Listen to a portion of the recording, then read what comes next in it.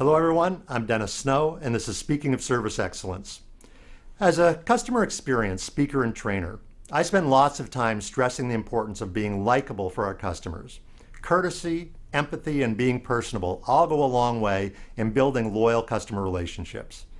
But I also want to stress that being likable isn't the only important element of a strong customer relationship. A lot of factors make up the customer's experience, and we have to get the basics right. Likability can compensate for minor service errors, but there's a limit to how forgiving customers are when we consistently get the basics wrong. Here's an example of what I'm talking about. After checking into my hotel on a recent trip, I decided to have dinner in the lobby restaurant. My server, Steve, introduced himself in a friendly manner, told me all about the specials, and took my drink order.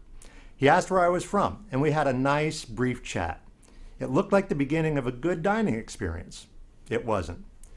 The next hour or so was an excruciating exercise in tracking down Steve, getting what I actually ordered, getting drink refills, paying my check, and getting a correct check in the first place, and finally getting out of that restaurant.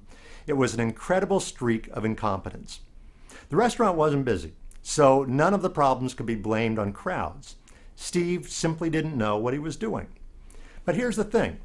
Steve was friendly throughout the experience, and he repeatedly apologized for the multiple waits, order errors, inaccurate check, etc. He was a great apologizer, but a lousy server. If there had been just one problem, or even two, his friendliness might have overcome my frustration. But nearly all of the basics of a decent dining experience were poorly executed, and no amount of friendliness was able to make up for it. Here's another example. During a recent routine physical, I had to have my blood drawn. I hate needles. Just the thought of a foreign object in my vein freaks me out. If I need to have my blood drawn, I need it to be quick. A very friendly nurse came into the examination room and prepared to draw my blood, talking with me along the way. She could see by the expression on my face that I was nervous. She said, "I promise to be gentle. It'll be over before you know it."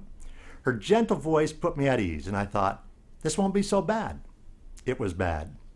She put the needle in my arm, and I could tell that she was having trouble finding the vein. She moved the needle around in my arm, and my panic started to rise. "Well," she said, "it looks like I didn't get the vein that time. Let's give it another try." By now, I'm starting to sweat and feeling sick to my stomach. Round two didn't work either. Her next words were, "Wow, I'm so sorry. You're a difficult stick. Let's try the other arm. If that doesn't work, we'll try the back of your hand. Don't worry, we'll get it." I'm now in the middle of a nightmare. She sure was friendly, but I was ready to pass out. After 4 attempts, she gave up and asked another nurse to give it a try. The other nurse was clinical, matter-of-fact, and not very personable, but she got the vein in one shot. At that moment, I loved her. Now keep in mind that I'm not saying courtesy and friendliness aren't important. They are important. The point here is that a loyalty-driving customer experience encompasses more than being nice. We have to get the basics right too.